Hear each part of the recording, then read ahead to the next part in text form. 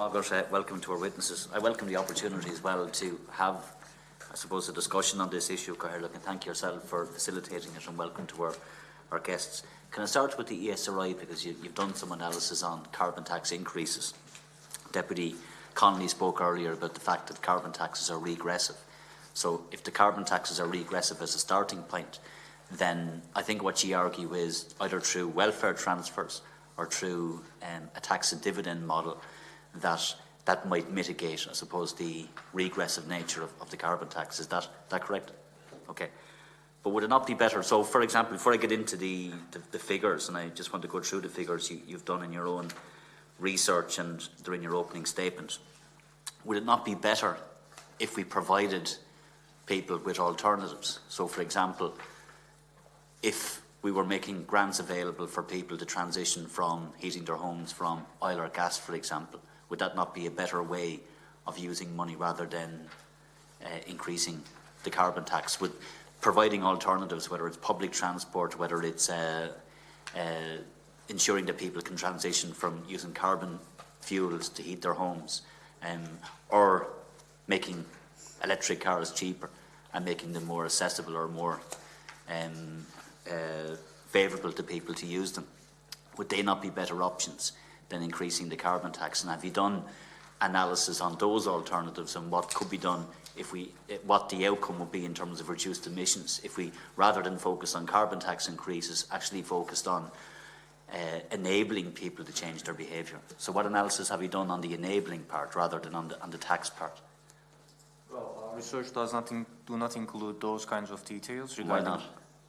Because our model, it's a model based on energy, economy, environment interaction, and we cannot cover every aspect of an issue. So you look at this purely from a revenue perspective then?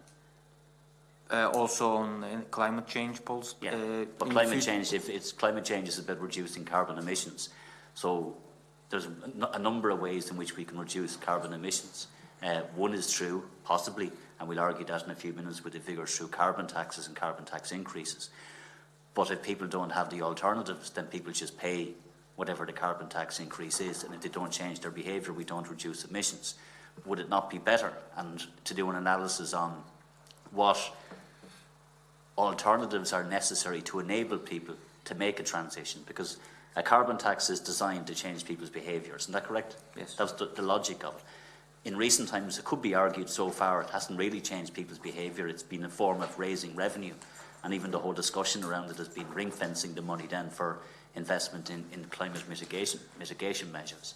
So if it doesn't change people's behaviour to the extent that maybe we would want it to, would it not be better from a climate action perspective to be doing analysis on if we provided people with the opportunity to make real changes, either through grants or other supports? Would that not be a better way of reducing our carbon emissions if we enable people rather than getting the stick of increasing taxes on them? There is another part of the research that I'm involved in the ESRI. We are investigating how much reduction in CO2 emissions you can get by improving the rating of the dwelling. That's still research ongoing, so we don't have still results to show, but that will come at some point later on. But there is an important point also to highlight that there are a lot of factors that could prevent people to retrofit their houses and stuff like that. Let's put the case of a person that's renting the dwelling. So he doesn't have he's not in a position to ask for these grants to retrofit the house because he doesn't own the house. So this is a kind of a market imperfection that is there. And even people that own the houses, the literature show that there is a lot of resistance to invest in this. Sorry, what you're giving me there is challenges. I know what the challenges are. But in your opening statement, you say that when stimulating a carbon tax increase of €30, you estimate that carbon emissions will fall by 3.9%. What did carbon emissions fall by last year? It Increased. So you're seriously sitting there and telling me that if we increase carbon taxes by €30, that we would see a reduction of 3.9% in carbon emissions, when we already have carbon taxes which are much more substantial than that existing carbon taxes. And you're saying that, and why 3.9%? Why not 4% or 4.5%? Where did the 3.9% come from? So this is changing behavior. So how? The demand. So it's based on elasticity. But how do people change their behavior? So if you're telling me that, and I'm trying to get to what people will do, So let's just say in your model, the carbon tax is increased by €30, and you're estimating that the carbon emissions will fall by 3.9%. What are people doing that will reduce the carbon emissions based on this model? So tell me what an ordinary family will do whose home is heated by oil or gas, who have a petrol or diesel car, and who live in rural Ireland who don't have access to public transport. What are they going to do to reduce their carbon footprint based on a €30 increase that will see emissions fall nationally by 3.9%? Specifically, what will they do? If you can tell me through your model what you believe they will do to reduce their emissions. So in some cases, well, the general idea of the model is that people will change their mix of products they buy. So if there is an increase in energy commodities, they will reduce the consumption of other commodities, including energy also. So all the whole bundle will change if there is an increase in prices.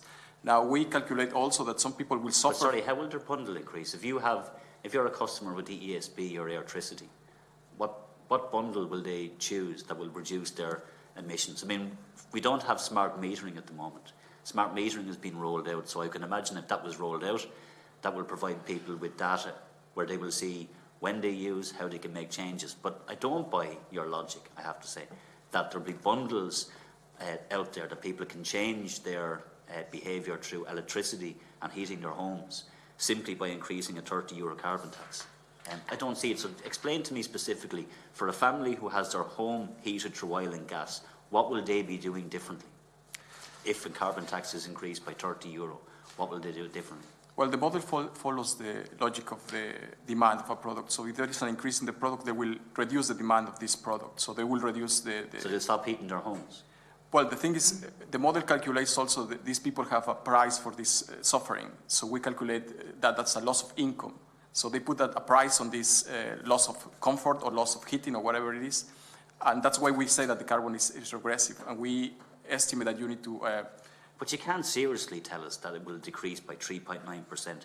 If emissions went up last year, and we know that agriculture is one of the big polluters, you can't seriously say that a carbon tax increase of €30 would reduce emissions by 3.9%. What's the carbon tax at the moment? €20 per tonne. 20 euros per tonne. So you're saying that to increase in 20 to 30 would mean a 3.9% decrease? Yeah, it's an increase in €10 more per tonne. Yeah, I know what the difference is, but I'm saying I can't imagine, given where we are at the moment, where we already have significant carbon taxes, that increasing it from €20 a tonne to €30 a tonne would result in a 3.9% emissions. You're still not really convincing me that people will make the changes, other than maybe they might put their electricity on a bit less. I'm not convinced. But, for example, if for the average family, can they afford an electric car? No. They can't afford an electric car, so can they, if they live in rural Ireland, there's no public transport, and they have to use the car. Did they not bring their children to school? Yeah, we calculate this as a loss of income, as I said. So these people will have to... No, we're talking about changing their behaviour, because what you said is it will reduce carbon. It's not about their income, it's about reducing carbon footprint, reducing emissions. So if they can't afford an electric car, what are you, because you're making the assumption that there will be a reduction of 3.9%. I'm trying to understand what that assumption is based on. So what are they going to do? What's that family going to do if they can't afford an electric car and they don't have public transport if you live in a rural village?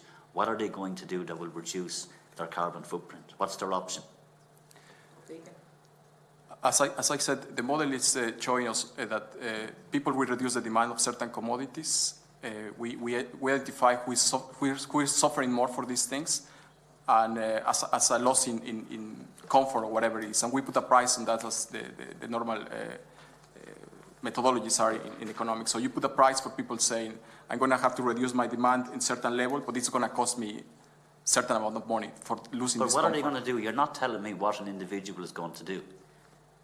So apart from that they might turn off their electricity, they may or may not, and that's a real assumption, because they may not be able to do so. There's a number of ways in which they can reduce their emissions. They can change their car, which is one option. They can use public transport more if that's available. If it isn't available, it isn't an option for them. They can change the way their homes are heated, or they can get a grant, or they can spend money on deep retrofitting. But if the majority of families can't afford a deep retrofit, can't afford an electric car, and already use public transport. I'm trying to understand what substantial changes they would make, because it would have to be quite substantial to reach a 3.9% drop. And that's households. That's not taken into a fact that we have industry that reduces a lot of carbon. Agriculture reduces a lot of carbon. So there'd be very significant changes in behaviour for the state to see a 3.9% reduction in its carbon footprint. And a carbon tax increase wouldn't have a huge impact, I would imagine, on industry to that degree, on industry and on agriculture. So I would imagine the majority of your reduction, would that be the case, is the majority of the changes from ordinary households? No. No? So where would it come from? Also electricity production. Well, climate change policy is a package, increasing the share of renewables, electrification of transportation, increasing carbon tax to change individual behavior, or retrofitting. No, but we're talking about carbon taxes. No, so I know I asked earlier about, and I agree there are alternatives, there are other things we can do, but specifically on carbon taxes, if we're going to reach a 3.9% reduction, in your model, is it envisaged that the majority of the changes will come from individual behaviour, as in individuals? Their model only includes households. They do not cover whole. So it doesn't include farming and it doesn't include business. Yeah, it's only households. Exactly. Yes, it's and only yet households. we know that they are, in the last figures, we saw that it was actually agricultural emissions that went up. Isn't that correct? So I really struggled, I have to say, and I have huge regard for the ESRI as an organisation, but I really struggle to believe that an increase of €10 would see a fall of 3.9%. I'd have to see a bit more evidence that would be the case. I have to say I'm not convinced by it. I want to. Is that just a scenario? You're not is it a prediction based on assumptions, or is it just a potential scenario we're talking about here? It's based on the elasticity, so basically how people respond to prices. And just to say that there is a recent paper published in the American Economic Review, which was one of the top journals in economics, and they show that the response to taxes could be even larger than price responses. Yes, if they have the alternatives. So, for example, I supported a sugar tax. And there's a good example now where there's an alternative. So I can go in and I can order a Coke Zero instead of a Coke. And that changes my behaviour. The plastic bag levy. So there are examples of taxes and levies that work, that people have an easy alternative that they can use. But with carbon tax increases and what people would have to do to change their behaviour, if your home is heated through oil or gas, it's quite a substantial change you have to make, and quite an investment that would need to be made. If you want to buy an electric car, it's quite an investment. We know the majority of people can't afford to make those changes, which is why I'm questioning the assumption that you think that the emissions would drop by 3.9%. I simply don't find them credible. I do want to ask a question of CSO before I finish. Just on that, yeah. But if you want to ask on that, yeah. Yeah, just on that. Is this 3.9% an average? Like, some people will make a significant change, and more people will make no change, and more people will, some might go in the opposite direction. Yeah. So it's not average, everyone will make a 3% change. Yeah. I still don't find the figures credible, but having said that, they're the figures we have, and it's our job to probe them, and our job to understand them. I'm not convinced by the answers I got, but I do want to move to the CSO, just a number of quick questions if I can. And it's, first of all, the CNAG report on this, which we're obliged as well to study. On page 128 of the CNAG report, it says that emissions from ETS, or what's called European Emissions Trading System sector, do not count towards national emissions targets. Isn't that correct? Why is that? It's more a policy area that we would not, it wouldn't involve CSO. I understand that, but I am asking why. Do you understand the logic of why they're not included? The targets are set outside the CSO. I understand that. Decision making behind it is. I'm not saying you made the decision. I'm asking, can you explain to me why they're excluded? I think the idea is that it's a controlled system that has been managed via the ETS system. I think that was the basic idea. Okay, is aviation part of that?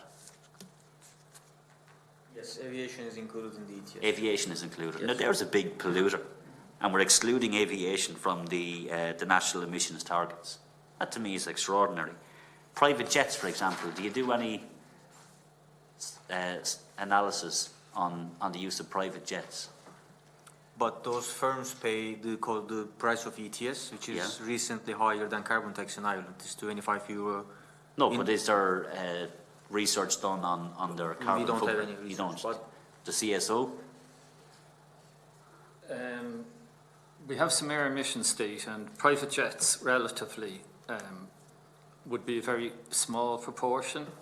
There is a difference in the way CSO compile data. It would be on a residence principle. So an Irish airline, their emissions all over the world would count against Ireland. But there are 13 aircraft operators in Ireland that participate in what's called the EU ETS. And is it the case in that they're not included in the national emissions target? I think the landing and the takeoff emissions are included, but the journey on, say... But the CNAG said in its report, and I quote, "Emissions from ETS sector do not count towards national emissions targets." yes, that's true. That's true. They're out of national Yeah. targets. And I'm saying that I would imagine that's problematic in terms of they're serious polluters. I think the logic is they're regulated by the ETS, Yeah. and there is a market for carbon pricing, and EU reduces the number of total allowances every year. For instance, beyond 2020, in the air transportation sector, annual allowances will be decreased by 2.2% annually until 2030, and the cost of EU ETS will increase. So this sector will have burden on the burden of carbon emission on this sector will be higher in the future relative to today. That's why since they are regulated by another market within EU, they are out of national plans in every EU countries. Okay. I think there's I'll finish up on this. I think there is a need for the state to do more research on not just carbon taxes. I actually think we're doing a disservice to ourselves that there's almost an over-focus on carbon taxes and carbon tax increases. There should be more focus, I think, on how we enable people to make a transition, because Deputy Connolly spoke about this earlier. Most people want the transition. They want to be able to make a change. If it's not affordable for them, and even if you increase the carbon tax, for a lot of people, I gave the examples, it's quite a substantial investment to change from heating your house from oil or gas to it's an alternative form that's more energy efficient. So it isn't something that is cheap. The same with changing your car, and the same with if you can't depend on public transport. And I gave this example as well. I live in a village where no bus of any description comes through. So for those families who live in that village, what do if they don't have a bus? They either have to walk very long distances, cycle with their kids if they want to bring them to school 7 or 8 miles or more, or they have to drive. And most people have no choice but to drive. So we really need to be looking at doing much more research, in my view, not just on increasing taxes and what impact that may or may not have. And I'm not convinced by what I've seen, but actually doing a bit more research on how we enable people, not just encourage them, because I think they're encouraged already, but enable people to make the transition.